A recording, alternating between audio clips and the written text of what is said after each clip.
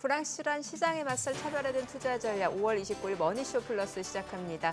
오늘 오전 상승 출발했던 국내 증시 계속해서 상승폭을 확대해 나가면서 오늘 코스피가 2% 가까이 올랐고 지금 2,700선, 2,720선까지 회복이 됐고요. 코스닥도 많이 올랐습니다. 네, 금리 인하가 뉴스인 줄 알았는데 트럼프가 또 새로운 뉴스를 또 터뜨려줬습니다. 트럼프가 아니지만 이슈는 트럼프가 된 것 같습니다. 의회에서 갑자기 과세 권한 부과하는 바람에 한 거 자체가 이제 불법이다.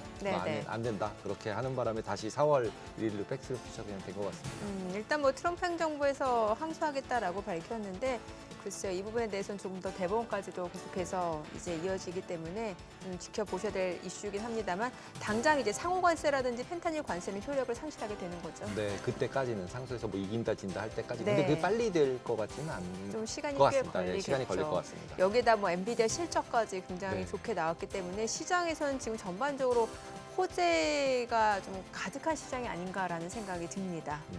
네. 지금 보시고 계신 머니쇼는 SBS BG앱과 유튜브에서 실시간 시청이 가능합니다. 더 많은 국내 주식 정보 받아보실 분들은 카카오톡 채널 머니랩 추가하시기 바랍니다. 오늘 증시 인사이트 출연자 바로 모셔볼까요? 네, SK증권 리서치센터 윤원태 부서장 모셨습니다. 어서 오세요. 안녕하세요. 저희들 지금 시작하면서 막 이런저런 얘기하면서 트럼프 이제 그 관세했던 것이 불법이다. 그래서 이제 언제 다시 이제 이긴다 진다는 결판이 날지 잘 모르겠지만 어떻게 이 부분을 어떻게 먼저 해석을 해야 될까요, 저희가? 방금 대표님이 말씀해 주셨었는데 내일 모레 6월 1일이 아니라 이제 4월 1일로 돌아간 것 같습니다. 그 미국의 리버럴 데이가 다시 이제 복귀를 한 무효화가 됐다고 볼 수 있을 것 같고요. 미국 행정법원에서는 비상경제 권한법에서 트럼프가 해석을 하기로는 이 무역 수지가 비정상적인 위협이다라고 해석을 하고 그거에 대해서 관세를 때렸는데 그게 비정상적인 위협이 아니다라고 무효화를 선언을 한 바가 있고요. 무효화가 선언이 됐기 때문에 트럼프가 무효화를 받아들일 수밖에 없는 상황이 됐습니다. 바로 지금 항소를 한 상황이고요. 항소를 했는데 이 항소에 대한 결정이 아마 연말쯤 정도 나야 날 것으로 생각을 하고 있고요.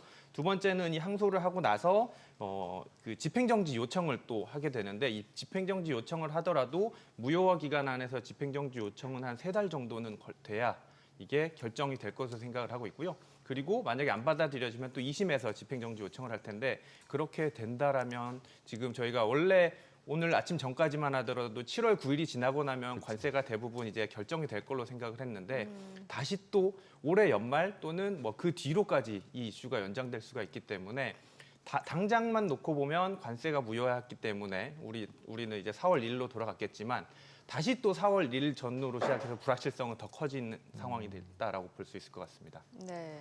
그렇다고 트럼프 정부가 뭔가 이제 무역 관세와 관련된 적자를 좀 축소하겠다라는 의지가 줄어든 건 아니잖아요. 네, 우선은 의지보다 앞으로 오늘 밤에 또 트럼프가 어떤 행동을 취할지를 지켜봐야 될 것 같은데요. 너무 불확실성의 연속인 것 같습니다. 예상도 어려운 상황인 것 같고 문제는 트럼프의 관세와 트럼프의 감세가 서로 상쇄가 돼서 트럼프는 미국의 발전을 위해서 이 부분을 추진을 했었는데 관세는 무효화가 됐는데 감세가 앞으로 계속 추진하게 된다라면 그동안 미국채 금리가 올랐던 배경이었던 미국의 재정 적자 악화 우려가 다시 더 추가적으로 불거질 가능성도 있다라고 봅니다.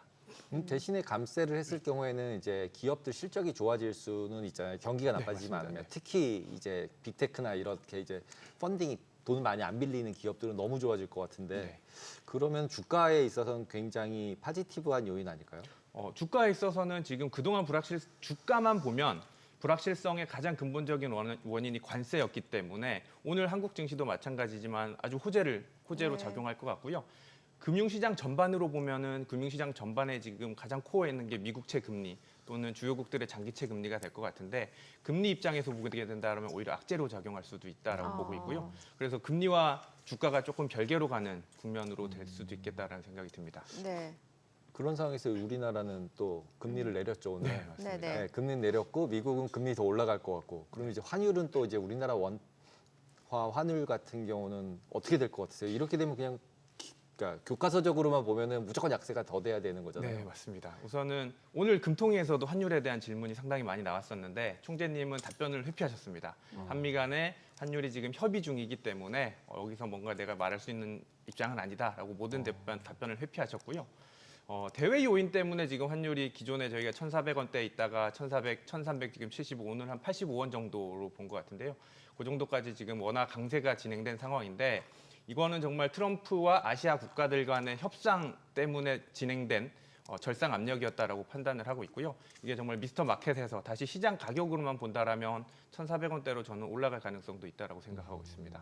지금 국채 수익률도 좀 저희가 간단하게 얘기를 하긴 했습니다만 사실 최근에 이제 뭐 일본을 중심으로 해서 장기물 국채 수익률이 급등한 것과 관련해서 이제 실제로 그 일본 40년물 국채 경매 입찰 자체 수요가 굉장히 부진했잖아요. 네, 맞습니다. 예, 그럼 이거는 끝나지 않은 이슈인 거잖아요. 맞습니다. 예. 우선 장기물 국채에 대해서는 오늘 금통위에서도 질문이 나왔고 총재님의 답변은 조금 시장의 구조가 바뀌는 것 같다라는 말씀을 해주셨고요.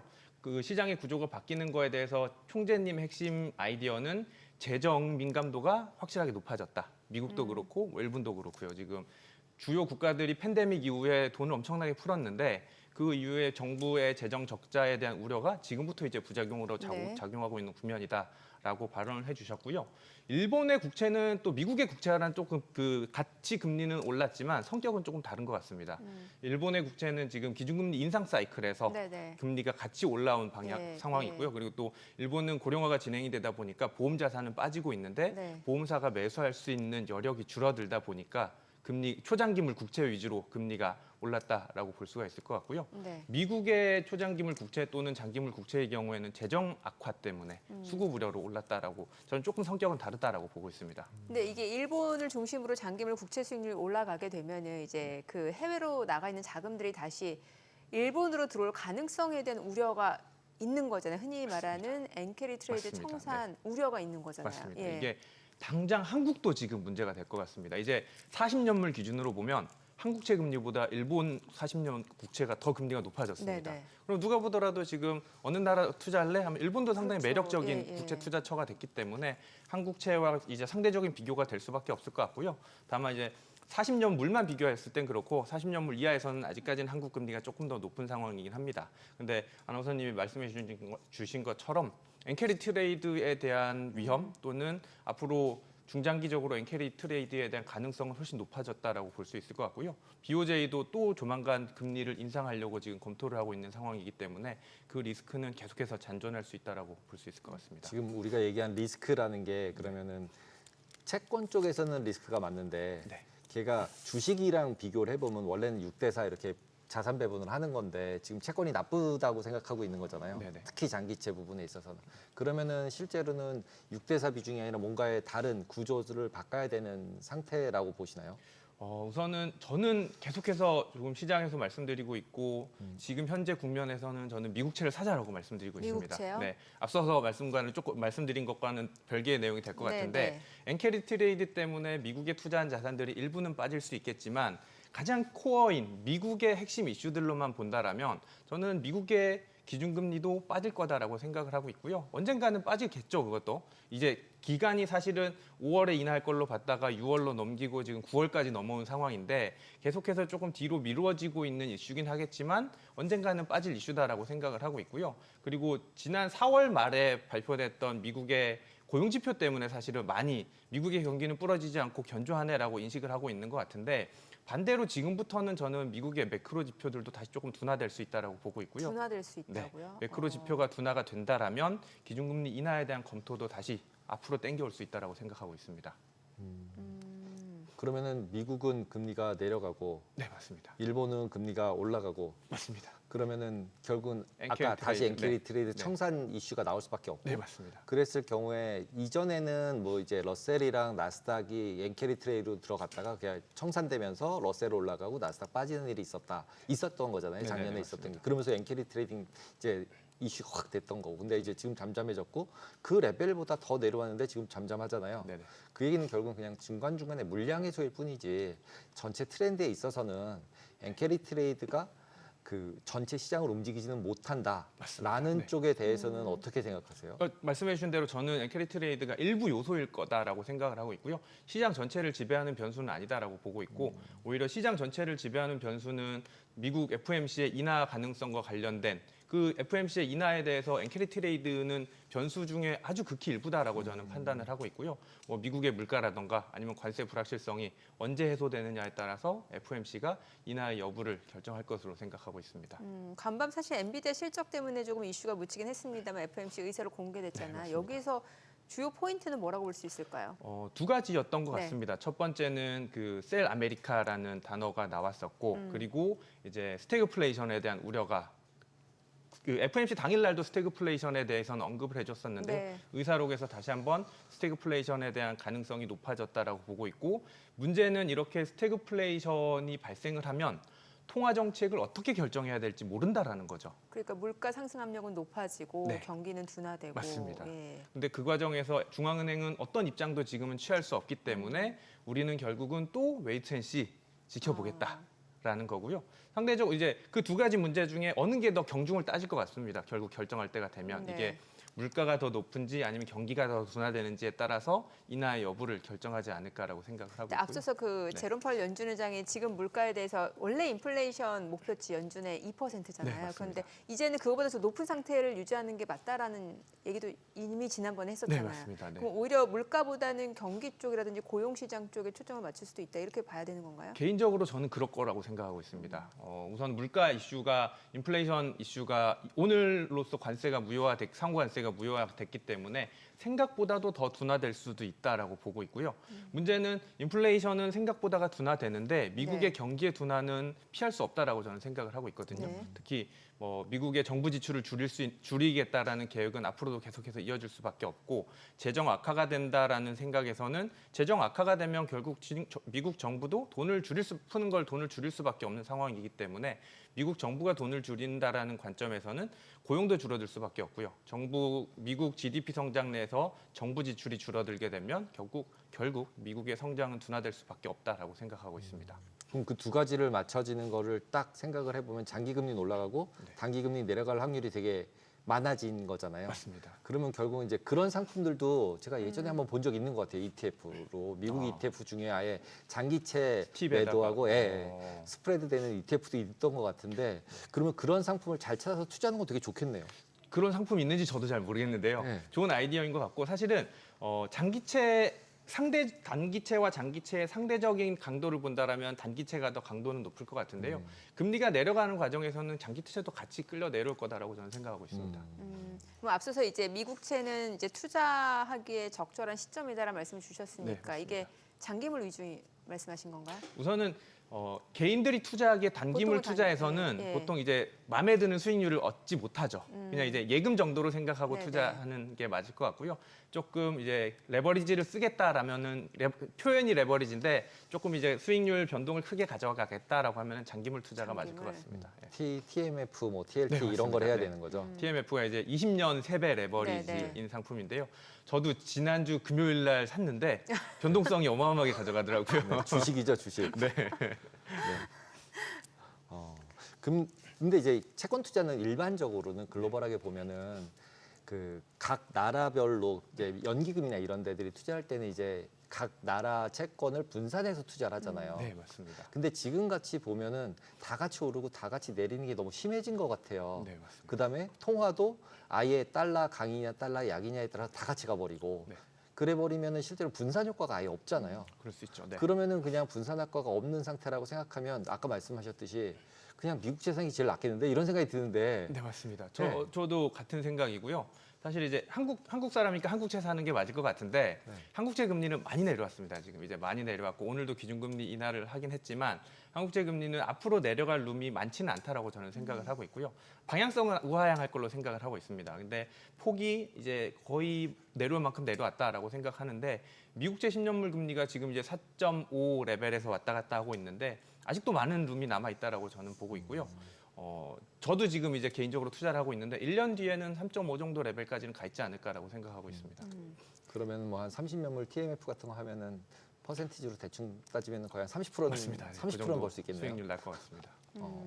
앞서서 그 이제 FOMC 의사를 공개해서 이제 경기 침체에 대한 우려, 경기 둔화에 대한 우려가 있었고 또 셀 아메리카가 언급이 됐다고 했잖아요. 네, 여기에 맞습니다. 대해서는 구체적으로 어떤 내용이 나왔던 거예요? 셀 아메리카가 심화되고 있다라는 정도의 언급이었었던 것 같은데요. 네. 그렇게 됐는데 우선 FOMC 입장에서는 그 부분이 어떻게 컨트롤할 수 있는 타워가 아니기 때문에 우려하는 정도의 메시지였다라고 저는 생각을 하고 있고요. 네. 그 지금 이제 조금은 시기가 지났지만 지난 4월 그리고 5월 초에 나왔던 셀 아메리카의 원인은 저는 그 관세 때문에 나타나던 변동 요인이었다라고 생각을 하고 있습니다. 그래서 관세 때문에 그냥 이 변동성이 싫어서 떠난 투자자들이었다라고 저는 생각을 하고 있고요. 관세가 잘 봉합이 된다라면 그게 저는 7월 9일일 거라고 생각을 했는데 7월 9일 이후로면 다시 조금 돌아오지 않을까라고 생각을 했는데 7월 9일이 아니라 지금 이제 먼 미래가 아니면은 오늘 당장 무효가 됐기 때문에 어떻게 해석해야 될지는 모르겠지만 또 불확실성이 커져 있는 국면은 맞다라고 생각을 합니다.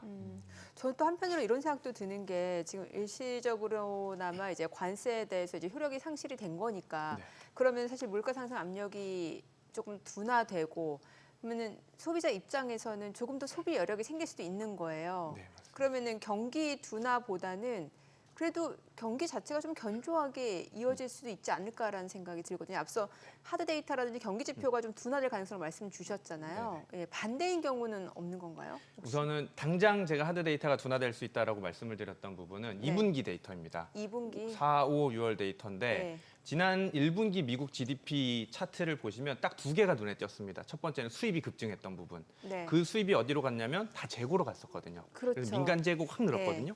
재고로 갔다는 부분은 결국 지금 다 창고에 쌓여 있다는 네네. 거고요. 2분기 때는 그 창고에 쌓아놓은 부분을 쓰겠죠. 네. 그래서 얼마 전에 소비자 그 내구재 수주도 빠지는 거를 어제 그저께 확인을 했는데 결국에는 1분기 때 땡겨놓은 수요를 지금 쓰고 있는 국면이다라고 저는 생각이 돼서 4월, 5월, 6월 소비를 다 땡겼었다라고 저는 생각을 하고 있고 그 다음에 정부 고용, 정부 네. 지출이 줄어드는 부분이 있기 때문에 그 부분을 감안한다라면 되게 재밌는 게 그동안은 하드 데이터가 견조했고 소프트 데이터가 꺾여서 걱정이었는데 지금 이제 소프트 데이터가 올라오고 있거든요. 그렇죠. 근데- 소비자 신뢰 지수도 네, 분명히 올라왔습니다. 있잖아요. 예. 근데 지금 이제 크로스되는 게 제가 생각하기에는 하드 데이터가 이제부터는 하드 꺾일 데이터. 걸로 생각하고 있습니다. 주로 그러면 고용 지표가 꺾일 거라고 보시는 건가요? 아니면 고용이랑 소비 쪽이 소비 꺾일 것 쪽도 같습니다. 같이? 네. 근데 지금 말씀하신 대로 소비는 이제 쌓아놓았던 거 있고 인플레이션이 안 됐으니까 다시 그렇죠. 이제 싸게 살 수 있으면 소비는 좀 유지가 되는데 인플레이션 같은 경우는 예를 들면 이제 AI 때문에 마이크로소프트 뭐 7천 명씩 감원하고 있고 네, 맞습니다. 그다음에 이런 식으로 감원이 계속되면 고용은 악화가 될 것 같잖아요. 지금 네. 고용이 너무 좋으니까. 네, 그러면 네. 거기다 페드도 계속 고용만 볼 거야. 나는 고용만 네, 볼 거야. 이거 벌써 2번이나 그랬는데 고용이 떨어지지 않으니까 나는 안 내릴 거야. 이러고 있는 것처럼 전 들렸었거든요. 그렇죠. 예. 그러니까 바로 고용만 나빠지면 금리를 팡팡 내릴 수도 있는 거 아닌가요? 맞습니다. 우선은 페드의 양대 책무가 물가 안정과 고용 안정이니까요. 고용 안정 생각해 보면 지금 실업률이 앞으로 얼마나 오르냐에 따라서 페드의 결정이 이어질 것 같은데 가장 첫 번째 제가 고용이 악화될 거다라고 생각했던 부분은 그 정부 효율화 도지 프로그램에서 공무원들을 줄였단 말이죠. 네. 근데 고용 데이터에서는 아직 드러나는 게 없어요. 이게 되게 신기한 일인데 저는 그래서 이게 왜 그럴까를 조금 외국 보고서 찾아보니까 공무원들 중에 퇴직금을 수령하고 있거나 유급휴거를 받고 있는 공무원들을 아직까지 고용으로 간주하고 있다고 합니다. 그래서 이게 시간이 지나면서 점차 저는 반영될 걸로 생각을 하고 있고요. 그리고 이제 말씀해 주셨던 대로 AI 효과가 정말 드러나는 시기가 점차 저는 도래할 거다라고 네. 생각을 하고 있고 저도 당장 요즘에 찾는 거 챗GPT 통해서 많이 찾고 있거든요. 엄청난 도움을 받고 있는데 이 세계가 많은 변화가 있을 것 같고요. 그게 이제 고용 시장에서도 드러날 수 있다라고 생각합니다. 지금 이제 그 미 연방 법원이 이제 트럼프의 상호 관세 제동을 걸다 보니까 그러면 이제 뭐 이게 항소를 하고 뭐 과정이 계속해서 이어지고 아니면 뭐 트럼프가 다른 뭐 무역 확장법을 인용해서 계속해서 뭔가 무역 적자를 축소하는 계획을 한다고 하면은 그 의지는 있겠습니다만 어찌됐건 뭐 중국이라든지 유럽 연합 같은 경우는 한숨을 돌린 상황이잖아요. 맞습니다. 예, 그러면은 투자자 입장에서 또 그쪽도 좋을 수 있지 않을까라는 생각이 들어요. 네네. 예, 오늘 이제 한국은행 금통위가 있었는데요. 네, 한국은행 총재님도 상당히 혼란스러워하셨습니다. 아침 9시에 이제 한국은행 금통위 땅땅땅 네네. 하시는데 그 몇 분 전에 지금 네. 이 무효화가 발표가 됐거든요. 예, 예. 그리고 좀 전에 저도 이제 이동하면서 한국은행 경제정 그 전망치를 각 위원님들이 오셔서 발표하는데 거기서 관세에 대한 논의가 엄청 많았었습니다. 그만큼 지금 모든 각 국가들이 혼란스러운 그렇죠. 상황일 것 예. 같고요. 관세가 무효화된 게 이제 앞으로 어떻게 될지는 모르겠지만 앞서 말씀해 주신 대로 무역 확장법 232조 그리고 무역법 301조 이거 들고 나와서 또 트럼프는 주장할 수도 있을 것 같습니다. 그렇죠. 계속해서 사법부하고 갈등을 네. 겪겠죠. 예. 이게 저도 이제 법을 다툰다는 표현을 작년 연말부터 계속 듣고 쓰고 있는데 네네. 미국도 똑같이 이제 법을 다투는 과정이 있을 것이다라고 생각이 되고 있고 그거는 변동 요인이지 않을까라고 생각을 하는데 그 결정권은 무효화되는 건 맞을 것 같고요. 그러니까, 예. 내일부터는 이제 그 상호관세는 무효화되는 과정이기 때문에 나머지 이제 유럽이라든가 중국이라든가 예. 한국에게는 우호적인 환경이 될 것 같습니다. 그럼 그쪽 금융시장도 훨씬 좋을 수 있는 거잖아요. 맞습니다. 예. 금융시장도 좋고 사실은 뭐 무역 관련돼서도 우려보다는 훨씬 개선되는 모습으로 나타날 것으로 생각하고 근데 있습니다. 지금 갑자기 든 생각인데 네. 이렇게 하나를 뺏겼어요, 관세를. 네네. 그럼 이제는 환율이다. 배센트를 막 때려서 그래. 아, 때려가지고 그리고 이제 뭐 총재님도 비관세적 부정행위. 총재님도 나오셔서 이제 협의 중이라고 저는 얘기 들었을 때 아 진짜로 하고 있구나 이거는. 그럼 이제 프라자 합의가 진짜 나올 수 있구나. 왜냐하면 다 모여서 협의를 한다고 이제 승인 이제 인정을 해버리셨잖아요. 네네네. 원래는 협의하고 있다고 얘기 안 해주거든요. 맞습니다. 몰래 한 다음에 발표를 하는 거지. 근데 협의가 되고 있다고 했으니까. 네, 우리 시청자분들 앞에서 총재님 하는 건 조금 그럴 수도 그런가요? 있어요. 아 예, 원래 그냥 뭐라 그래야 되나요? 총재. 총재. 네. 알겠습니다. 총재. 네, 좀 네. 그래. 왜냐면 수정하겠습니다. 총재님 하면 극존칭인데 우리 시청자분들이 더 알겠습니다. 그래서 네. 감사합니다. 저도 개인적으로 음. 이번에 환율 협상과 관세 협상이 같이 진행이 됐잖아요. 그리고 환율 협상 과정에서 정말 환율을 강제화한다라는 게 이슈화되고 이미 그게 시장 가격에 반영이 되고 있는 과정이었었는데 저는 현실적으로 불가능하다고 생각을 했었거든요. 환율을 어떻게 관리를 할 것이며 양국가 중에 누가 그거를 컨트롤할 것이며에 대한 저는 문제의식이 문제점이 있다라고 생각을 했는데 그래서 저는 미국이 이 환율이라는 도구를 가지고 관세에 이용하려고 했다라고 저는 생각이 들었습니다. 근데 대표님 말씀해 주신 것처럼 이거 관세가 이렇게 물려져 버리면 환율로라도 할 수밖에 없겠네라는 생각이 들 수도 있을 것 같습니다. 거기다 이제 베센트 장관은 기본적으로 이제 원래 헤지펀드에 친구들이 많이 있을 거 그렇죠. 아니에요. 그다음에 예전에 대만 달러 민 것도 솔직히 저는 그냥 헤지펀드들이 했다고 생각을 하는데 저렇게 이제 협의하고 있다라는 거를 이제 듣고 미리 한번 밀어보고 그러면 더 이상 반대편에 못 나오니까. 그럼 지금도 친구들 다 이렇게 해가지고 확 밀면 아무도 못 덤빌 거거든요. 그럼 중앙은행이 나와서 반대로 사야 되는데 네. 중앙은행이 사는 거는 트럼프가 못 사게 할 수 있잖아요. 그쵸. 요즘은. 맞습니다. 그러니까 네. 강제적인 환율 금액을 정해놓는다라던가 이렇게 하면은 한국의 외환 보유고를 쓰던가 아니면 미국이 원화를 사줘야 되는데 미국이 원화를 사줄 일은 없다라고 없잖아요. 생각이 되거든요. 그러면 한국이 계속해서 원화 보유고 풀어서 하다 보면 이제 제2의 IMF 가능성이 있기 때문에 한국 입장에서는 절대 받아들일 수 없는 카드다라고 저는 생각을 받아들일 하고 수 없는 카드다. 네네네.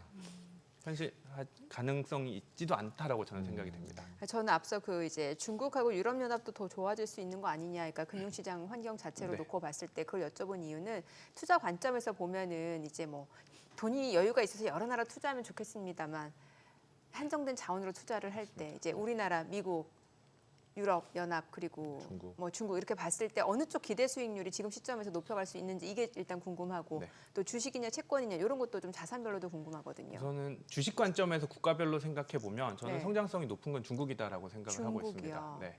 뭐 유럽도 최근에 통화 정책을 통해서 완화적인 통화 정책을 많이 했지만 중국은 이미 앞서서 통화 정책 완화를 많이 했고요. 계속해서 재정적 정책도 지원을 하고 있는데 문제는 최근에 나왔던 하드 데이터들을 보면은 아직까지도 탄력적으로 오르고 있는 것 같지는 않습니다. 그리고 이제 바닥은 잡은 국면인 것 같은데 네. 아직까지는 탄력적으로 오르고 있는 모습은 아닌 것 오히려 같다고 경기 안 좋다는 생각하고 얘기 많잖아요. 중국 네, 맞습니다. 내수 안 좋다. 그리고 사실 이제 살짝 반등하려고 했는데 네. 4월에 관세를 맞아버리니까 더 이게 또 둔화되는 느낌이었었는데요. 관세가 없었다라면 반등을 하는 모멘텀에서 다시 이제 올라갈 가능성이 있지 않을까 생각을 하고 있습니다. 유럽은요? 유럽도 지금 좋은 국면이다라고 생각을 하는데 상대적으로 이제 중국은 좀 더 좋아 보이고요. 유럽은 이미 지수로만 보면 많이 올라온 많이 상황이고요. 네네. 네. 그래서 이제 지금 많이 올라온 상태인데 지금 사기에는 미국은 어떻게 보면 아직 덜 올랐잖아요. 유럽 맞습니다. 네. 반대로 올해로만 보면 성과를 보면 그러면 둘 중에 고르라 그러면 좀 덜 올라간 게 사고 싶은 거잖아요. 네, 그래서 중국이 더 좋아 보이는 그래서 더 거고요. 중국이다. 네네. 가격적인 매력에서도 중국 지수가 더 낮은 레벨이 있고 유럽은 이미 정고점에 도달한 상황이기 때문에 가격 부담은 있지 않을까 싶습니다.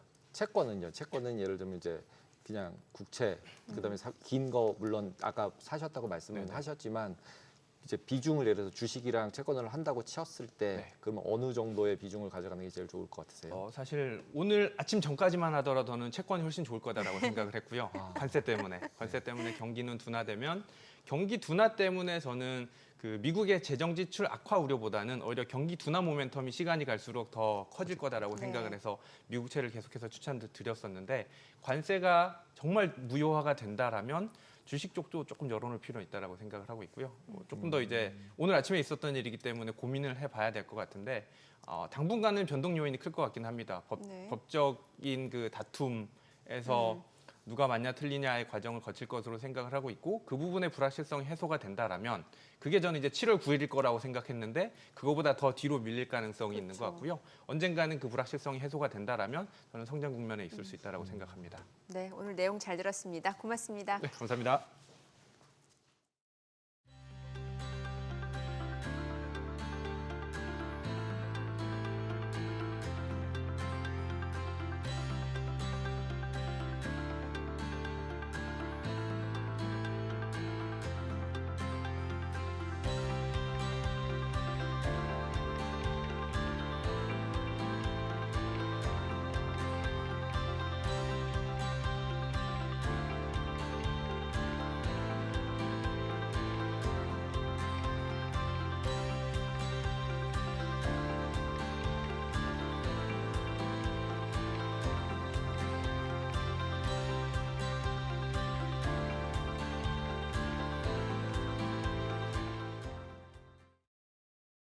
오늘장 특징주부터 뉴욕 증시 리포트까지 정리해드립니다. 먼저 오늘장에서 가장 핫했던 섹터 혹은 테마를 정리해 볼 텐데요. 바로 증권주입니다. 사전투표 첫날인 오늘 이재명 더불어민주당 대선 후보가 5,000피, 즉 코스피 5,000을 다시 한번 강조하면서 증권주들이 장 초반부터 강세 보였습니다. 증시 부양 정책에 따른 증권주 수혜 기대감이 커지면서 매수세가 몰린 것으로 보이는데요. 안 그래도 최근 증권주는 여러 호재가 겹치면서 상승세를 제대로 타고 있었습니다. 1분기 호실적은 물론이고 한은의 기준금리 인하, 또 오는 3분기 발행엄 IMA 사업자 추가 지정을 앞둔 점도 호재로 꼽히고 있었습니다. 52주 신고가를 경신하는 종목이 속출하고 있고 보통 대선 이후에도 증권주는 강세를 보이는 경우가 많아서 눈여겨보시면 좋겠는데요. 대표적으로 유진투자증권 16% 넘는 급등세 유지하면서 마무리가 됐고 BB증권 10%대, 다올투자증권도 6.94%대 상승했습니다.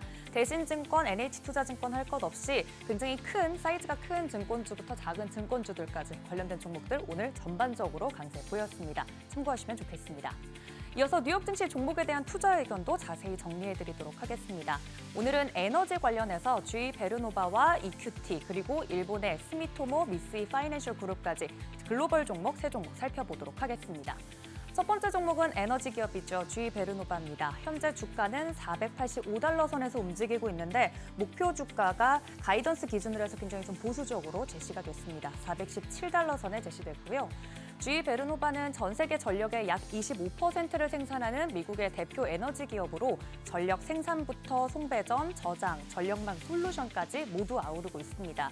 최근 분기 매출은 80억 달러, EPS는 1.07달러로 시장 예상을 크게 웃돌았는데요.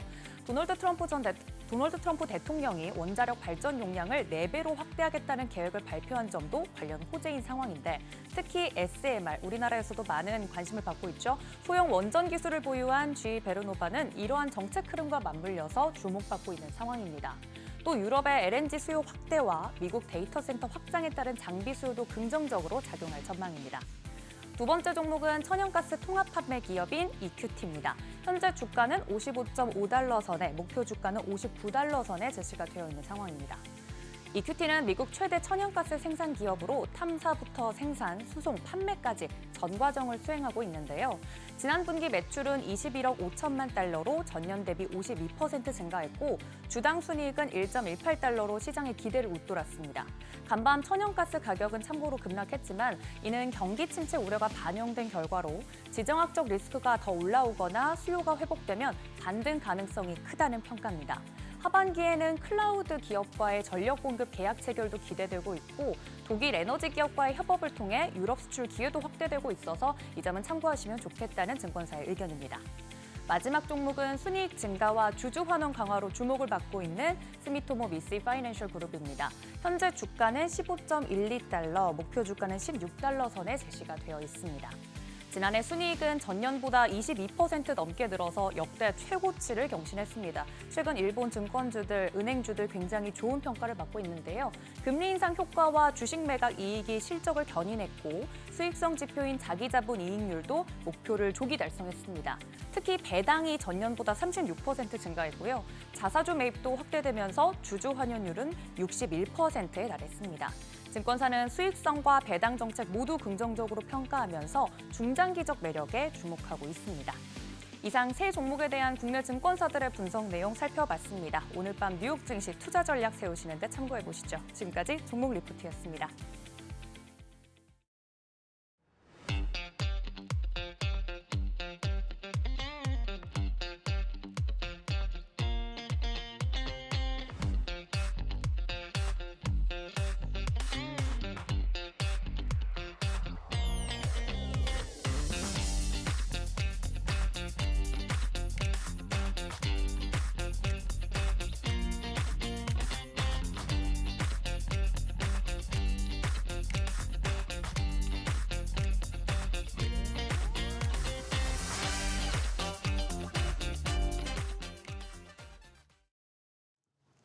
엔비디아 2분기 실적이 발표됐습니다. 매출과 순이익 모두 시장 예상치를 크게 웃돌면서 역시 AI 업계 중심에 선 기업이라는 인식을 다시 한번 확인시켜준 상황인데 하지만 여전히 미중 갈등이라는 변수가 부담으로 작용하고 있습니다.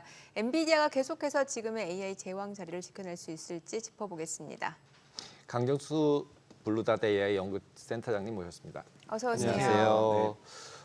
이제 트럼프 일단 관세가 이제 제동이 걸렸잖아요. 네. 그러면서 이제 엔비디아가 지금 중국 때문에 이슈가 계속 있었는데 이런 관세 풀린 게 어저께 발표된 실적에서 중국 거 이제 판매 못하게 한 거는 관세가 아니라 보안 안보 문제로 못하게 했었는데 그 부분에도 영향을 미칠 수 있을까요? 바뀌는 부분에? 미치긴 어려울 거라 보고 있습니다. 사실은 오늘 아침 우리 한국 시간으로 새벽에 이 실적 발표가 되면서 네. 미국 애널리스트들은 사실은 실적은 좋을 거라고 누구나 다 그렇죠. 예상을 했었고 2분기 가이던스가 어떨 것이냐. 왜냐하면 중국에 대한 피해가 이번에 1분기에는 겹쳐 있었잖아요. 네. 그러니까 실제로 46억 달러 정도의 매출이 H20으로 발생을 했는데 네. 그중에 재고가 25억 달러가 발생하면서 그래서 45억 달러의 손실을 네. 이렇게 기록을 했고 그리고 2분기에는 80억 달러의 손실이 날 거라고 지금 얘기를 하고 있는 거고 이 가이던스가 대단히 중요한데 그런데 엔비디아가 젠슨왕이 불굴의 의지로 그걸 극복하겠다라는 명확한 의지를 발표했다라는 것을 높게 평가하면서 사후 주가가 올라가지 않았나 않았나 하고요. 또 사실은 또 강도 깊게 비판했잖아요. 네. 지난주에는 분명하게 중국을 억제하려는 정책이 팩트를 보면 실패한 것이 분명하다. 그러니까 이 방식으로는 안 되는 거다. 중국 시장을 이런 식으로 제재해서는 안 된다.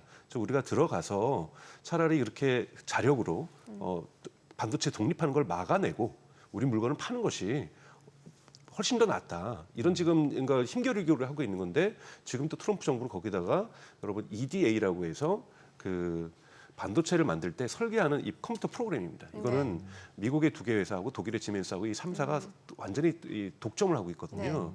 이 소프트웨어가 없으면 또 설계를 못 합니다. 예. 이 소프트웨어 설계를 한 걸 가지고 네덜란드의 ASML을 가지고서 웨이퍼에다가 이 회로를 그리는 거거든요. 이 회로를 그리기 전 단계까지도 이제 규제를 하겠다라고 그 트럼프 기업이 무슨 시놉시스인가? 네, 맞습니다. 예, 시놉시스하고 지멘스하고 예. 이런 기업들이 주로 이런 설계를 하는 반도체를 설계를 하는 소프트웨어를 만드는 기업인데 이제는 이것까지도 막겠다라고 지금 트럼프 행정부가 얘기를 한 건데요. 이거는 법원에서 제재할 수 있는 것이 아닌 거죠. 그러니까 즉 이거는 중국의 반도체 독립 그리고 AI 굴기를 꺾겠다라는 트럼프 행정부의 강력한 의지고 사실은 이건 바이든 행정부 때부터 지속되어 왔던 거잖아요. 네네. 그렇기 때문에 이 부분에 있어서는 관세 정책하고 좀 무관하게 엔비디아가 넘어야 될 대단히 큰 산이고 도전이라고 저는 보고 있습니다. 그러니까 저는 이번에 실적 발표 보면서 약간 좀 이례적이었던 게 그 일반 회계 기준하고 그다음에 조정 기준 갭하고 논갭 2개를 발표했잖아요. 네네네. 그러니까 이게 중국 그 호퍼 20 그거 뺐느냐 맞습니다. 넣느냐 그 차이를 맞습니다. 발표한 그러니까 거잖아요. 예. 아까 말씀드렸던 것처럼 46억 달러는 팔았지만 네. 1분기에 25억 달러는 못 팔고 지금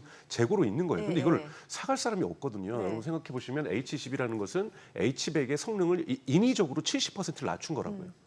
근데 그것도 가격도 그렇게 싸지도 않아요. 그러니까 완전히 네. 중국만 사갈 수 있는 건데 이거를 판매하는 걸 금지를 시킨 것이 트럼프 행정부잖아요.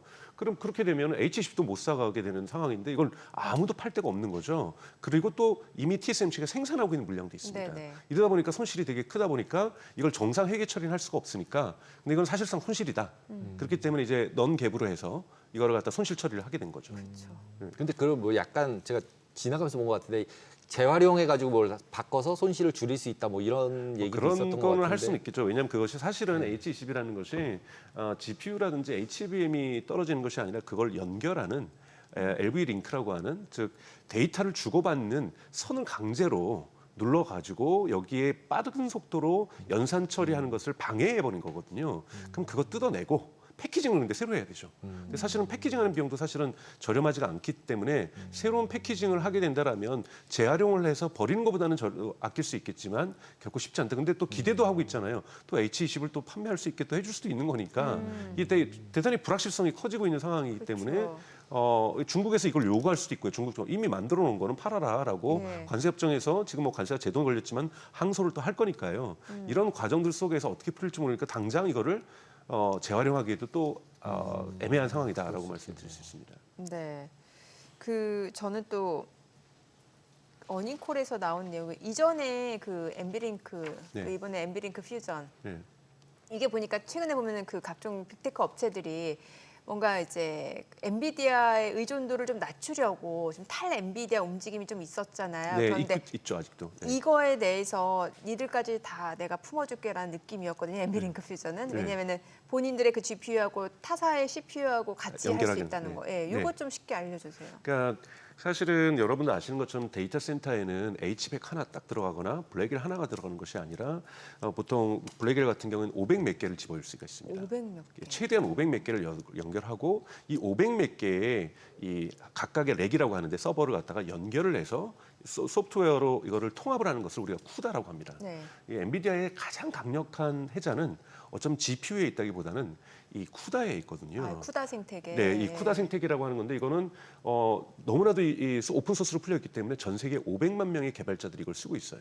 그리고 컨퍼런스도 열어주고 웨비나도 열면서 교육도 시켜주고 무료로 그러다 보니까 너무 쓰기 편한 거죠. 네. 그러면 어디든지 데이터 센터에 500 몇 개를 제가 서버가 있으면은 여기 100 몇 개는 뭐 어떤 거 학습하고 100 몇 개는 뭐 어떤 거 학습하고 100 몇 개는 추론 서비스로 쓰고 이런 식으로 분할도 마음대로 할 수가 있고요. 그래서 이런 부분에서 근데 항상 가장 큰 문제는 동종 GPU만 쓸 수 있었던 것이 지금까지 문제점이었죠. 예. 그러면은 500 몇 개를 다 엔비디아 걸로만 꽉 채웠어야 되는 거예요. 근데 이번에 엔비디아가 풀어준 게 말씀하셨던 것처럼 500 몇 개 중에서 그래 100개는 구글의 TPU 쓰세요. 우리가 너무 이렇게 목조진 않으니까 심지어는 TPU도 근데 쿠다랑 연결을 시켜드릴게요.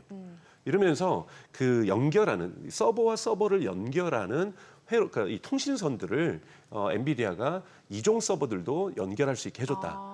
그러니 이제 우리는 TPU를 갖다가 다 쓰는 것보다는 그래도 엔비디아의 칩은 반드시 필요하거든요. 왜냐하면 엔비디아의 칩은 범용 칩이고요. 네. 범용 칩이라서 갑자기 모델이 2024년 쓰는 모델하고 2025년이 바뀌었다.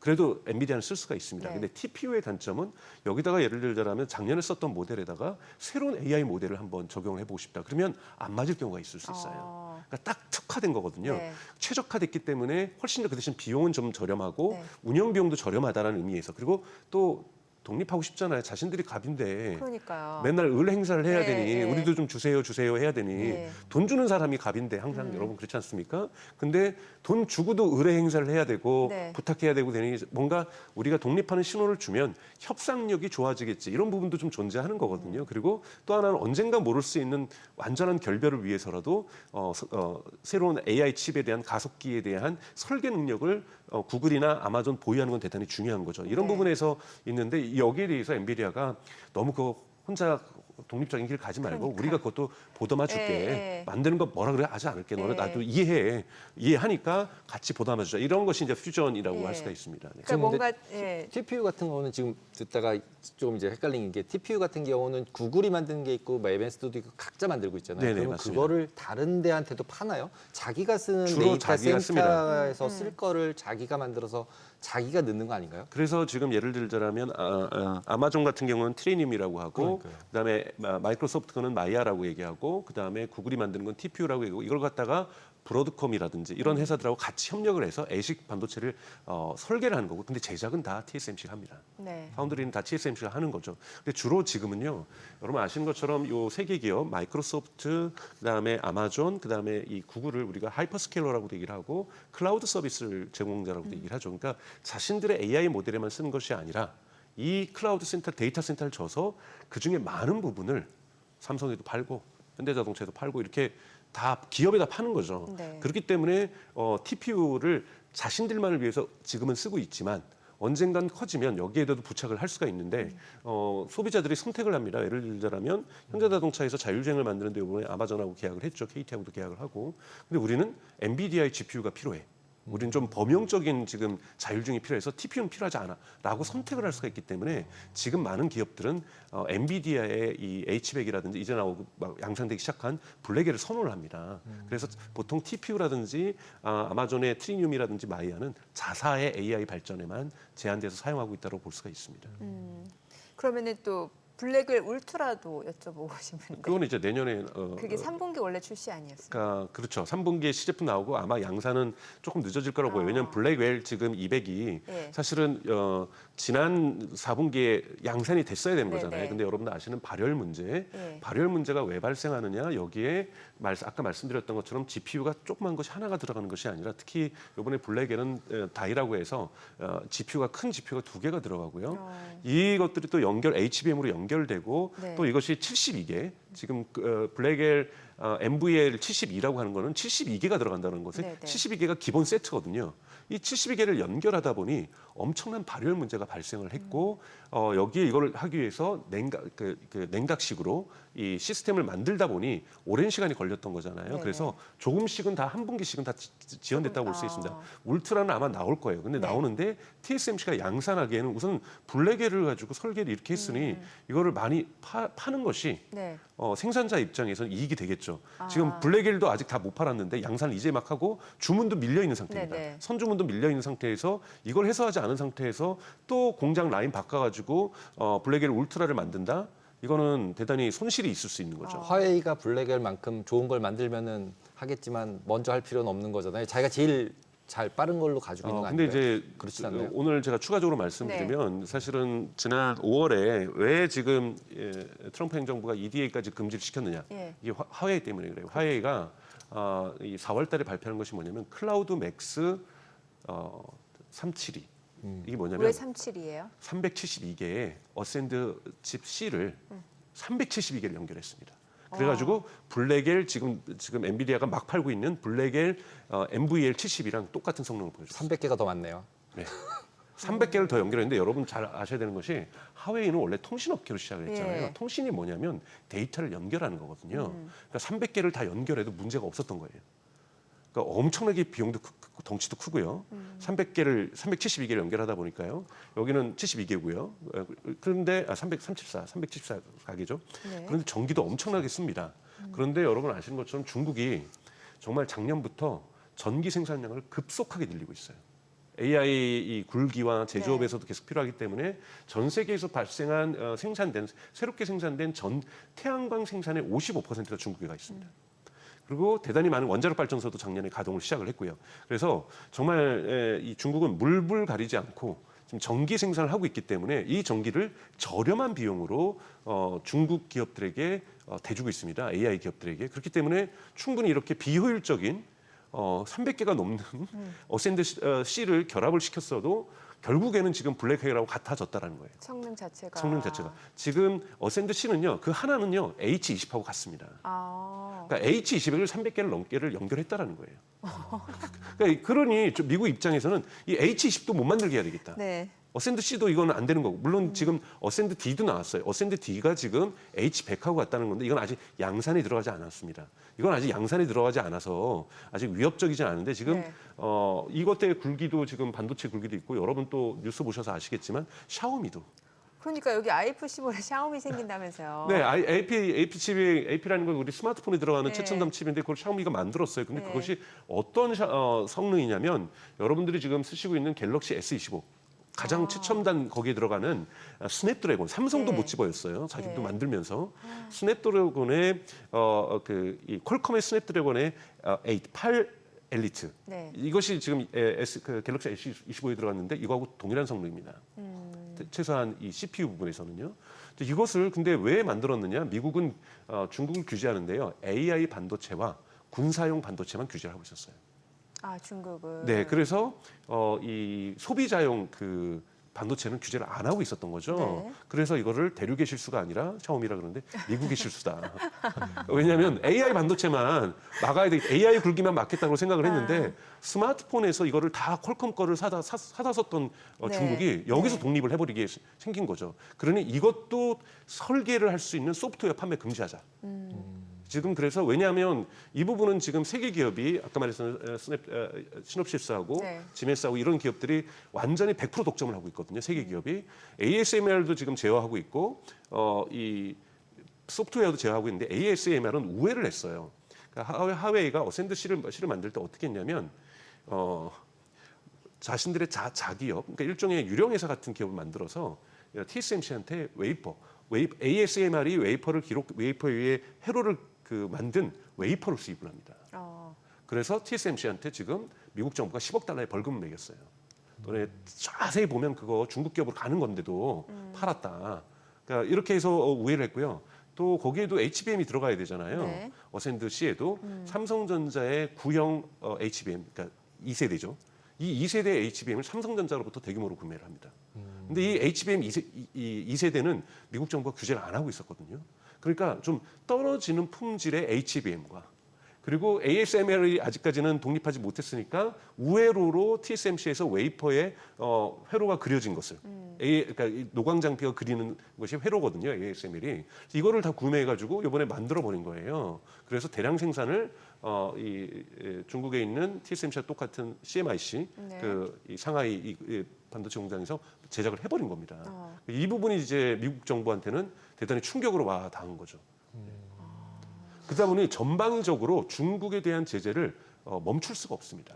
그러다 미국 보니 입장에서는. 미국 입장에서는 네. 그러니 이건 엔비디아 하나만 봐줄 수 있는 문제는 아니거든요. 네. 그래서 지금 트럼프 대통령이 엔비디아에게 당근을 지금 주고 있는 것이 사우디아라비아 내가 알아봤잖아. 아랍에미리트 알아봤잖아. 이번에 타이완에서도 그래서 AI 팩토리라는 것들을 네네. AI 팩토리를 사우디아라비아에도 사우디아라비아의 국부 펀드가 만든 휴메인이라는 기업을 만들기로 한 거고 그다음에 아랍에미리트하고는 스타게이트 UAE 그러니까 스타게이트 아랍에미레이트 예. 이거를 또 만들기로 하고 그 다음에 타이완에서도 AI 팩토리를 만들기로 했거든요. 거대한 이렇게 신규 시장을 만들어 주니 근데 이 신규 시장을 다 합쳐도 중국 시장 크기는 안 됩니다. 아직. 그러니 합쳐도 안 돼요? 네, 중국 시장이 워낙 크니까 전체 매출의 이 많은 부분을 차지합니다. 네. 그러니까 내년 지금 2분기 손실이 80억 달러가 넘잖아요. 네네네네. 근데 올해 1분기 여러분 매출이 지금 440억 달러를 좀 넘는 거잖아요. 그러니까 20% 정도까지 가는 겁니다. 이 20%가 날아가는데 지금 이렇게 사우디, 아랍에미리트 뭐 이렇게 채워도 안 되는 거죠. 그랬더니 또 일본도 이걸 하는 거죠. 이 엔비디아의 그걸 아니까 우리가 1조 엔의 엔비디아 칩을 사겠다. 네. 이런 식으로 지금 관세 협정에서 이런 것들을 주고받으면서 엔비디아의 시장을 키워주는 방향으로 다른 곳에서 지금 만들어 주려고 하는데 과연 그 부분이 중국 부분을 해소할 수 있을 것인가. 그런데 이제 엔비디아가 이번에 실적 발표에서 평가가 좋은 건 뭐냐면 중국 부분을 완전히 해결하지는 못하지만 지금 AI와 관련된 많은 사람들이 AI가 지금 벽에 부닥치는 거 아닌가. AI가 또 한 번의 침체기를 맞는 것이 아닌가 이런 부분들에 대한 걱정들을 완전히 해소시켜줬다. AI가 계속해서 폭발적으로 늘어나고 있고 여러분들 아시는 것처럼 4월 달에 있었던 1분기 실적 발표에서 마이크로소프트라든지 메타라든지 아마존도 우리는 올해 계획하고 있는 AI 데이터 센터의 건설 계획을 축소하지 않겠다. 심지어는 메타라든지 마이크로소프트는 1억 달러를 더 증액을 했거든요. 이런 부분에서 AI 경제가 거품이 꺼지고 있지 않다라는 부분에 대한 부분에서 앞으로 이번에도 지금 데이터 센터의 부분이 전분기 대비 10% 그리고 전년 동기 대비 73% 늘었거든요. 네네. 즉 AI 칩이. 예. 그러니까 이런 부분에서 계속해서 성장해주면서 중국을 메꿀 수 있다는 가이던스를 이번에 제시해줬기 때문에 투자자들의 신뢰가 좀 안도감들이 형성이 됐다고 볼 수가 있습니다. 예, 아까 말씀하시던 MBL 72 같은 경우가 만들어진 게 슈퍼컴퓨터인가요? 그냥 AI 컴퓨터인가요? 보통 슈퍼컴이랑 AI 관련된 컴퓨터랑 되게 헷갈리더라고요. 근데 이제 슈퍼컴 얘기가 계속 나오고 그다음에 그 슈퍼컴이 나왔을 때 이제 AGI나 그 초 뭐 이런 인공지능들 이런 것들 얘기를 하게 되는데 이 NVL72가 그 역할을 하는 뭐 아키텍처라고 보면 되는 건가요? 그러니까 슈퍼컴퓨터라는 것은 사실은 우리가 지금 AI가 본격화되기 전부터 네. 나왔던 개념들이죠. 그래서 가능하면은 칩들을 구형 칩이라고 해도 네. 우리가 보통 500 몇 개를 연결해 가지고 데이터 센터를 만드는 것이 일반적이라고 한다라면 좀 더 많은 칩을 넣어서 좀 설계를 독립적으로 다 해서 그럼 돈이 더 들어가겠죠. 그래서 예를 들면 800개의 칩이 들어간다든지 1000개의 칩이 들어간다든지 1500개의 칩이 들어간다든지 우리가 고층 빌딩을 계속해서 경쟁하듯이 이렇게 데이터 센터를 인위적으로 크게 해서 하나의 동일체로 연산을 하게 만들어내서 많은 연산을 빠른 속도로 이뤄낸다. 이런 부분에서 슈퍼컴퓨터가 있었다라면 지금 엔비디아가 만들고 있는 AI 칩은 슈퍼컴퓨터에 준하면서도 규격화돼서 정말 데이터 센터를 빠른 속도로 지금 거대하게 줘야 되는 거잖아요. 여러분 데이터 센터에 필요한 전기량이 2024년 대비 2026년 내년입니다. 유럽 유엔에 있는 IEA 에너지 기구죠. 국제 에너지 기구에서 생긴 것이 원자력 발전소 51개가 더 필요한 정도예요. 이런 것을 슈퍼컴퓨터로 해결할 수 있는 게 아니라 규격화된 거를 정말 빠르게 줘야 됩니다. 근데 그 목표가 결국은 추론을 하고 뭔가 창의적인 네. 일도 하고 뭐 새로운 걸 하고 싶다는 거잖아요. 네네. 그러려면 이제 그런 전기가 필요하고 더 큰 슈퍼컴이 필요하고 막 이런 건데 그렇죠. 근데 굳이 슈퍼컴이라는 것은 규격화된 데이터 센터를 넘어서는 크기이기 때문에 굳이 이런 거를 여러 개 짓는 것보다는 규격화된 것도 500 몇 개도 어마어마한 거거든요. 이런 것을 찍어내듯이 바둑판 찍어내듯이 주르륵 붙여내는 것이 훨씬 더 중요한 거죠. 예를 들자면은 이번에 그 XAI가 그록이라는 것을 1년 8개월 만에 만들었습니다. 네. 여기에 H100이 20만 개가 들어갔잖아요. 이거를 갖다가 큰 거대하게 이것도 뭐 슈퍼컴퓨터로 할 수 있죠. 네. 근데 그걸 슈퍼컴퓨터로 보지 않는 것이 500맥씩 쪼개가지고 연결을 해버린 거거든요. 그렇기 때문에 이 20만 개를 XAI가 써서 그룹을 만들어 못다면 이건 정말 인류의 존재하는 가장 큰 슈퍼컴퓨터라도 할 수 있지만 슈퍼컴퓨터의 우리 정의는 단일 연산체계거든요. 네네. 그러니까 이 20만 개가 단일 연산체계로 연결된 것이 아니라 500 몇 개씩 쪼개가지고 연결이 되어 있기 때문에 그런데 이거를 쪼개는 이런 걸 다 연결하는 걸 또 쿠다가 할 수 있는 거죠. 예. 이런 부분에서 이 역할 배분을 하지만 네. 단일체는 아니다. 이렇게 좀 구별하시면 될 것 같습니다. 그럼 저는 이제 궁금한 게 네. 엔비디아가 이제 오늘 시간에서 아까 보니까 올라가더라고요. 네. 지금 한 141달러 정도까지. 그런데 이제 뭐 170 얘기도 나오고. 네. 그래서 엔비디아 기대 수익률도 궁금하고 또 앞서 그 화웨이하고 하는 퀄컴. 네. 퀄컴은 지금 반도체 중에서 되게 저평가잖아요. 네. 퀄컴 투자 매력도 좀 알려주시고 또 그만큼 전력이 많이 필요하다고 하니까 소형 모듈 원전 그래서 한참 떴었는데 요즘에 좀 잠잠한 것 같은데 그거를 이건 또 어떤 뭐 건지도. 끝에서부터 좀 들어가죠. 네. 에너지 부분에서 저는 아까 전에 여기 소개시켜준 천연가스 이런 데들이 되게 대단히 중요하다고 생각이 네. 듭니다. 여러분 2년 안에 원자력 발전소 51개가 필요하다는 거잖아요. 2년 안에. 예. 네. 그러면 여러분 원자력 발전소건 SMR이건 짓는데 보통 7년에서 10년 걸립니다. 네. 건설 비용이 많이 드는 것이 아니라 부지를 선정하고 부지 선정 지역에서 다 소송을 겁니다.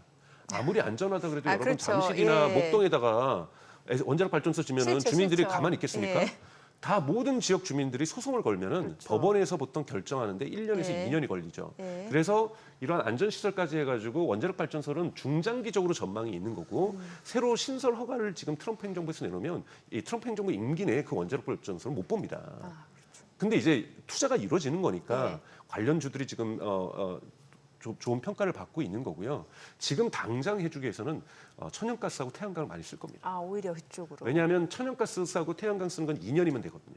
아. 그러니까 어떻게 지금 근데 미국 이 빅테크들이 원하는 거는 이게 뭐 천연가스건 심지어는 뭐 이게 석탄이건 원자력이건 일단 전기를 빨리 달라는 거예요. 그렇죠. 예. 여러분 한국에서도 그런 사건을 뉴스를 보셨잖아요. 서울대학교에서 엔비디아의 GPU를 몇 개 공급을 국가로부터 지원받아서 샀더니 전기가 안 들어오잖아요. 왜냐하면 그 정도에 쓸 전기를 생각하면서 이 배선을 안 해놓은 거예요. 근데 여러분 우리 한국에 한번 생각을 해보십시오. 한국도 뭐 우리도 대형 데이터 센터를 짓겠다. 여러분 여름에도 이거 없이도 블랙아웃 되는데 그렇죠. 뭐 위험이 있어서 다 모두 다 전기를 아껴 씁시다. 에어컨의 온도를 좀 더 높여주세요. 뭐 이러고 있는데 거기다가 저희 한국에다가 지금 AI 데이터 센터 지면은 그냥 블랙아웃입니다. 근데 여기에다 원자력 발전소 짓겠다? 그럼 7년 뒤에 우리 AI 그때 시작하죠. 준비했다가. 이렇게 될 수 있는 거잖아요. 그래서 전기는 지금 어전트, 대단히 급하게 필요하다는 거예요. 그래서 메타의 대표인 마크 주커버그는 뭐라 그러냐면 버틀렉, 이 AI의 병목은 전기다. 전기. 칩이 아니다. 칩은 우리가 돈 주고 엔비디아에 사올 수 있는데 네. 전기는 돈 준다고 되는 게 아니다. 그리고 MS가 또 돈을 빌 게이츠가 요즘 어떻게 버냐면 빌 게이츠는 에너지 회사를 만들었어요. 그래서 MS의 데이터 센터로 들어가는 것은 빌 게이츠가 중심적으로 공급을 합니다. 네. 지금 에너지 부분에서 정말 엄청난 일들이 이루어지고 있거든요. 그래서 그런 부분들 좀 보실 필요가 있다는 거고 또 하나는 미국의 빅테크들이 아리백에 가입돼 있다는 거죠. 그럼 2030년까지 재생에너지로 다 가야 되는 거잖아요. 그래서 그들이 로비를 하고 있습니다. R자를 C로 바꾸자.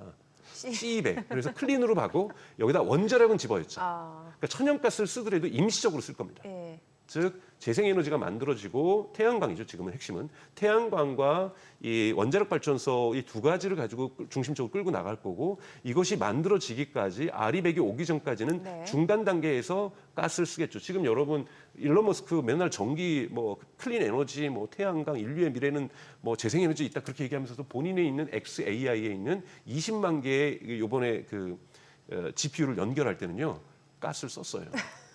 그래서 시민들한테 뭐지? 뭐 하면서 비판을 엄청 받았거든요. 근데 급하니까 전기는 네. 가져와야 되는데 네. 태양광이고 뭐고 없는 거예요. 그러니까 천연가스에서 가져온 겁니다.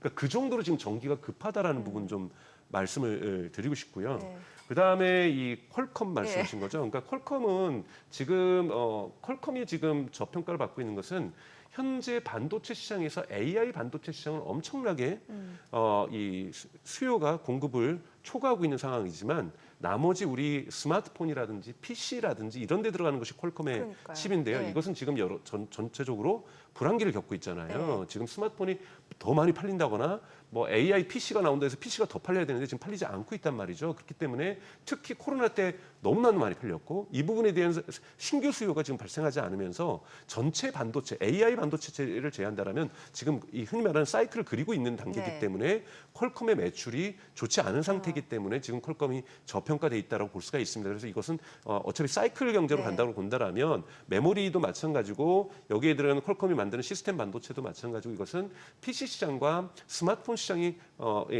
다시 좀 이렇게 성장할 때 네. 부스팅 될 때 그때 주가가 올라가지 않을까 저는 그렇게 생각을 하고 있고요. 또 하나 마지막에 엔비디아죠. 엔비디아. 결국 돌아 엔비디아. 제가 뭐 엔비디아는 우선은 성장률은 꾸준하게 보이고 있고요. 저는 기본적으로 의심하지 않는 것은 2025년의 AI와 2024년의 AI가 다르다는 거예요. 여러분들 한국에서도 지금 오픈 AI가 한국에 지난주에 G사를 만든다고 선언했지 네네. 않습니까? 그러면서 얘기한 것이 미국 다음으로 유료 이용자가 많다. 저도 놀랐습니다. 챗GPT. 예, 챗GPT 이용자가 많다는 거죠, 여러분. 그리고 한국에 무료 이용자도 1,700만 명으로 증가했어요. 그러면 곧 2천만 명 되고 3천만 명 된다는 것은 챗GPT가 그냥 국민 서비스가 돼버리는 거잖아요. 네이버가 되는 거고 뭐 유튜브 되고 구글처럼 된다는 거잖아요. 여기 여러분 칩 엄청나게 필요합니다. 그러니까 오죽했으면 샘 알트만이 네. 뭐라고 얘기를 했냐면 제발 좀 챗GPT 쓸 때 고마워라는 말 좀 하지 말아달라고. 그 말 할 때마다 자기네들 GPU가 더 돌아가니까 네. 전기도 더 필요하고 네. 여러분 사실은 맛집을 찾을 때는 아직은 챗GPT한테 물어보는 건 안 좋아요. 경제적으로. 그 물어보면요 여러분의 맛집 가격보다 전기료가 더 나옵니다.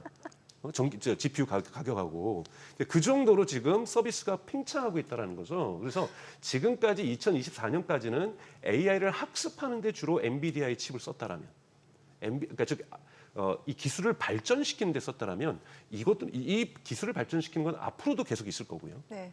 그리고 두 번째는 이제는 서비스 쓰는 사람들이 $20 주고 쓰는 유료 회원만이 아니라 무료 회원들이 폭발적으로 늘어나는 거고 네. 그리고 오픈 AI도 이 무료 회원을 늘려야 되는 것이 되게 절박합니다. 이유는 오픈 AI가 작년에 $50억 적자를 봤어요. 네.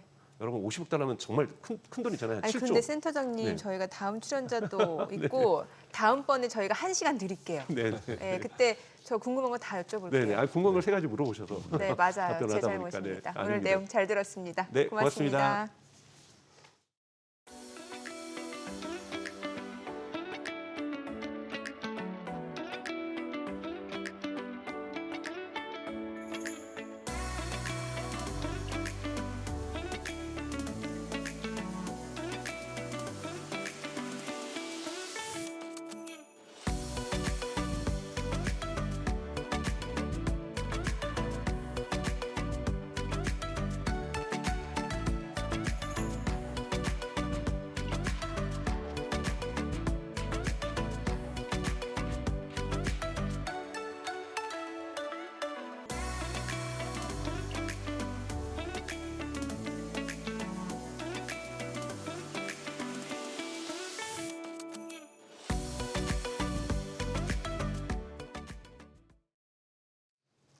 암호화폐 투자에 대한 열기가 식지 않고 있습니다. 대선 후보들도 관련 공약을 내놓고 있는데요. 그중에서도 이제 STO 법제화가 이번에는 정말 될 것인지 여부를 두고 시장에 관심이 모이고 있습니다.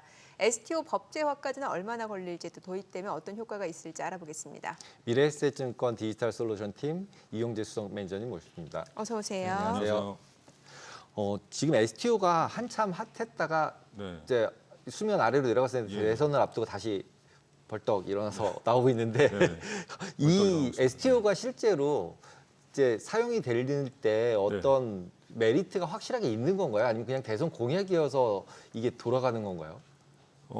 대선 공약, 그러니까 표심이 없진 않을 것 같고요. 근데 네. 그것보다 더 중요한 거는 STO 같은 경우 국내에서는 토큰 증권이라고 부르긴 하는데 네. 이제 금융산업의 핵심 인프라를 인터넷 인프라에서 블록체인 인프라로 바꾸는 과정이 토큰 증권이거든요. 그래서 말 그대로 토큰화된 인프라 위에서 증권을 발행한다는 의미인데요. 이거는 이제 단순히 어떤 그런 증권의 변화뿐만 아니라 전체 금융산업의 지각 변동이 일어난다라고 할 만큼 큰 변화라고 보시면 될 것 같아요. 코어 인프라가 아예 다 변하는 거기 때문에 그래서 되게 많이 변한다고 보시면 되고요. 이미 해외는 이제 이런 쪽으로 해서 발전을 많이 하고 있고 한국은 지금 조금 늦었지만 제가 생각해서는 아직 골든 타임을 놓치진 않았어요. 그래서 그런 것들에 대한 경각심을 또 후보님들께서 갖고 있으니까 이제 그런 것들을 좀 말씀해 주시는 것 같고요. 그래서 공약들이 크게 세 가지로 나눠지더라고요. 그래서 하나는 가상자산 현물 ETF가 하나 있고요. 두 번째는 방금 말씀해 주신 STO 토큰 증권이 있고요. 세 번째는 이제 스테이블 코인 이것도 말씀 많이 주시는데 현물 ETF부터 본다고 하면은 뭐 양쪽 진영 다 이 가상자산 비트코인 현물 ETF를 청년층의 자산 증식 혹은 중산층의 자산 증식으로 이제 프레임을 갖고 가서 민생과 직결되는 이슈인 만큼 이제 꽤 빨리 진행이 될 거다라고 좀 보고 있고요. STO는 방금 말씀하신 대로 제가 말씀을 드린 거고 스테이블 코인은 최근에 지금 되게 대두되고 있는데 아직까지 뭐 후보들은 구체적인 그런 얘기는 하지 않고 있는 상황이고 다만 민주당 쪽에서는 이제 원화 스테이블 코인의 필요성에 대해서 계속 언급을 하고 있는 상황이다라고 보시면 될 것 같습니다. 스테이블 코인은 한국은행에서 거의 어느 정도 다 틀은 만들어 놓은 거 아닌가요? 만들어 놨는데 이제 스테이블 코인이 크게 두 가지로 나눠지거든요. 그래서 한국은행이 만드는 거는 이제 센트럴 뱅크 디지털 커런시라고 해서 CBDC라고 하는 거고요. 이거의 발행 주체는 이제 한국은행이 되는 거고요. 근데 미국형 모델, 미국이 하고 있는 것들은 이제 민간 스테이블 코인, 그러니까 민간 회사가 그 발행한 스테이블 코인만큼의 준비 자산을 마련하고 그거에 근거해서 블록체인 달러를 발행하는 그런 구조가 돼 있어요. 그래서 그 두 가지 구조로 가고 있는데 국내는 이제 한국은행이 CBDC를 개발을 하고 있고 지금 상용화 테스트를 하고 있는 상황이죠. 네. 다만 이제 미국이 이쪽 민간 스테이블 코인 모델로 가고 있기 때문에 국내도 이제 한국은행이 하고 있는 CBDC 모델과 민간 스테이블 코인을 잘 섞는 하이브리드 형태로 잘 섞는 과정이 좀 필요하다고 보고 있습니다. 어려운데요, 내용이? 어렵죠. 네, 좀 어렵습니다 이게. 그래서 좀 많이 어렵고요. 네. 근데 이제 민간 스테이블 근데 코인 그 원천적으로 들어가서 네. 그거가 왜 필요해? 라는 생각이 조금은 들어요. 그러니까 네. 한국은행에서 만들어서 그냥 CBDC로 돌리면 쓰는 사람은 그냥 이렇게 QR로 찍찍 찍으면 네, 쓰면 네. 똑같은데 그걸 네. 왜 여러 명이 만들어가지고 이걸 왜 해야 되는 거예요? 그거는 이제 굉장히 심오한 질문이고 거의 코어로 들어간 질문이에요. 이걸 하려면 앞선 시간만 더 많은 시간 써야 될 것 같긴 한데 일단 스테이블 코인이 왜 필요하냐면 네. 지급 결제 수단이 이제는 바뀌는 거예요. 기존의 현금, 그다음에 카드 결제, 그다음에 간편 결제, 이제는 스테이블 코인으로 간다라는 그 지급 결제 수단의 변화가 큰 게 하나가 있고요. 그래서 이 분야에서 지금 미국이 제일 선두를 달리고 있다라고 보시면 될 것 같고, 근데 이제 스테이블 코인이라는 건 쉽게 말해서 블록체인 위에서 발행한 돈이에요. 그러면 이 돈이 어디에 많이 쓰이냐면 당연히 블록체인 위에서 올라온 서비스에 많이 쓰이겠죠. 마치 제 주머니에 있는 10,000원짜리 지폐를 가지고 제가 이커머스 모바일 앱에 바로 쓸 수는 없잖아요. 얘도 전자화를 시켜야 이커머스 앱에서 제가 물건을 구매할 수 있는 거잖아요. 똑같은 겁니다. 그래서 블록체인 위에 모든 서비스가 올라가야지 이제 스테이블 코인도 빛을 발하는데 그거에 있어서 굉장히 큰 규모로 이 블록체인 위에 산업 전체를 올리려고 하는 그런 영역이 있어요. 그게 어디냐? 바로 오늘 얘기했던 금융입니다. 금융. 그러니까 금융 산업은 본인들이 쓰던 인터넷 인프라를 치우고 블록체인 위에다가 다양한 서비스, 주식도 발행하고 채권도 발행하고 펀드도 발행하고 이런 것들을 하려고 하고 있어요.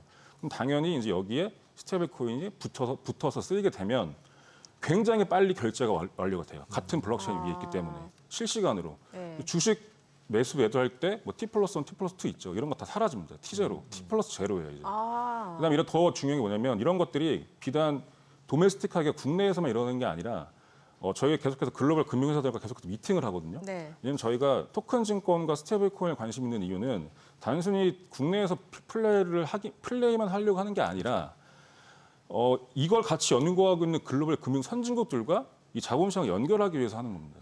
그래서 싱가포르, 미국, 홍콩, 뭐 일본, 뭐 중동 다 하고 있어요. 저희가 이거를 스테이블 코인과 토큰 증권을 잘 육성시키지 않으면 이들과 연결이 안 돼요. 왜냐하면 이들은 이미 인터넷 인프라에서 넘어서서 블록체인 인프라를 가지고 금융산업을 만들고 있기 때문에 저희도 이걸 하지 않으면 여기에 플러그인이 안 됩니다. 네. 그러면 가뜩이나 저희 금융 경쟁력이 높지 않은 상황에서 더 낮아질 수가 있는 거죠. 앞서 화면에도 나왔다시피 이미 뭐 지금 USDC, USDT 네. 이런 스테이블 코인으로는 이제 뭐 가상자산도 결제할 수 있고 네. 국경 간 송금도 가능하고 이런 네. 식으로 지금 사용이 되고 있고 그래서 이제 원화 기반으로 하는 스테이블 코인 네. 이제 나오는 거고 이러면은 이걸로도 앞서 말씀 주신 STO 네. 토큰 증권도 뭐 결제 네. 가능하고 충분히 그쵸. 그렇게 되는 거죠. 네. 예. 그러니까 스테이블 화폐는 다 똑같은데요. 네. 화폐는 발행하고 나면 저도 화폐 발행할 수 있거든요. 네. 근데 아무도 안 써요. 저밖에 안 써요. 그럼 그게 화폐가 아니잖아요. 그렇죠. 그 화폐가 중요한 건 뭐냐면 사용처가 많아져야 돼요. 그러려면은 이제 특정 산업과 깊게 연결이 되는 게 이제 초반에 네. 중요한데 이제 그게 바로 금융이고 그게 이제 토큰 증권이라는 거죠. 그래서 어느 나라든 간에 스테이블 코인으로 다양한 블록체인 금융 서비스를 이용하는 그런 모델은 다 나온다라고 보시면 될 것 같습니다. 지금 STO 같은 경우는 그러면은 원래 제가 들을 때는 네. 예탁원이랑 연결시키는 뭐를 다 만든다 이러고 있는데 예, 예. 그게 만들어지면 그게 스테이블 코인은 아니까 그건 맞는 건가요? 뭐 차이가 좀 뭐예요? 이게 예탁원에 저희 같은 경우 생각해보면 예탁원에서 원래 전자결제 다 하고 있는데 네네. 뭘 그 STO라고 만들어서 똑같이 한 거를 링크를 또 시켜서 전산부는 열심히 만들고 있다고 하고 네. 그다음에 결국은 여기다 부킹을 다시 해줘야 되고 얘는 블록체인에서 돌고 그쵸. 뭐 그게 이거는 왜 이걸 해야 되지? 뭐 이런 그거가 생각이 이제 과도기적인 모델이기 때문에 아. 그러니까 STO의 완성형은 예탁원에 빠지는 거예요. 없는 거예요. 그러니까 중앙화된 등록 기관 한 군데서 증권의 이동을 다 기록하고 소유권을 다 기록하는 것들을 이제는 이 모델에서 그냥 P2P로 블록체인 상에서 어차피 주고받으면 블록체인 상에 기록이 되기 때문에 중앙화된 원장 등록하는 기관이 필요가 없는 거죠. 필요가 없다. 근데 문제는 그 예탁원을 야, 너네 이제 필요 없다라고 얘기할 수 없잖아요. 그렇기 때문에 이제 다양한 피해가 발생하면 안 되거든요. 금융산업은. 예. 바로 금전적인 피해로 이어지기 때문에 그런 것들을 과도기적 역할을 하면서 이제 예탁원의 기존의 역할들을 살려놓는 거죠.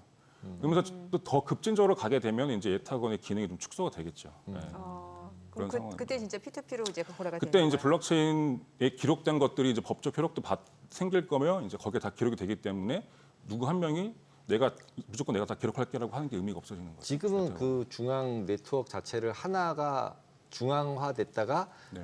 해킹을 당하거나 이런 이슈가 있을 것 같다 그래서 세 개를 뭐 나눠서 네트워크를 하라 그러고 뭐 이렇게 들었거든요. 아 예, 되게 많이 하시네요. 네. 네. 그래서 블록체인을 지금 금융회사들이 토큰 증권을 발행하려면 블록체인을 써야 되잖아요. 네. 근데 그 블록체인을 기존에 있는 뭐 이더리움이나 뭐 솔라나나 이런 것들로 쓰기보다는 금융위에서는 좀 더 약간 프라이빗한 환경에서 만들어서 썼으면 좋겠다. 저 해킹 당하니까.